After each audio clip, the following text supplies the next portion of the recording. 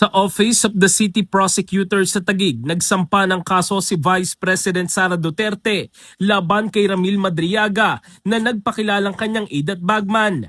Kasong perjury ang isinampa laban kay Madriaga.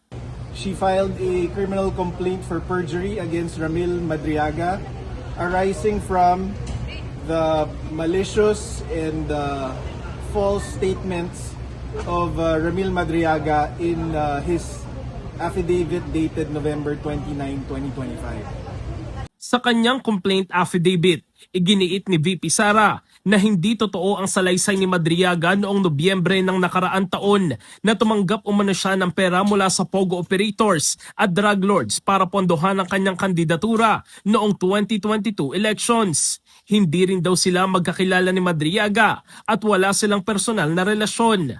Nakasaad din sa reklamo na hindi totoo ang mga pahayag ni Madriaga hinggil sa umano'y mga posisyon nito sa PSG, VP SPG, DepEd at OVP. We have a certification from the Department of Education and we also have a certification from the Davao City local government attesting that there has never been any Ramil Madriaga that was employed or otherwise connected with those offices. Nang tanungin ng media kung bakit ngayon lamang naghain ng perjury complaint, sagot ng kanyang abogado. The Vice President has been content to just deny the allegations against her and to wait for the proper forum to answer the charges.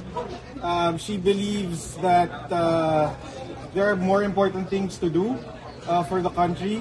So she focused her energies on serving the Filipino people. Kasama ng Vice Presidente sa paghahain na reklamo ang 5 testigo.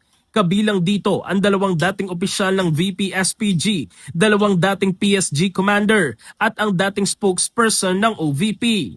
Ayon sa kampo ng Vice Presidente, handa silang magsampa ng kaso laban sa sinumang magpapakalat ng umano'y peking istorya laban sa kanya.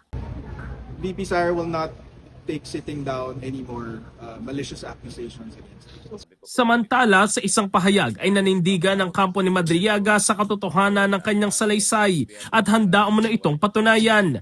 Ayon pa sa kanila, seryoso ang kasong perjury at hindi ito dapat gamitin upang manindak, gumanti o patahimikin ang sinuman.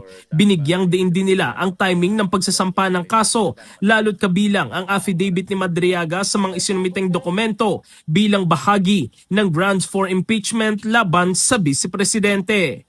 In the heart of changing lives, ako si Brigada Jico Custodio ng 105.1 Brigada News of Manila, the Music News Authority.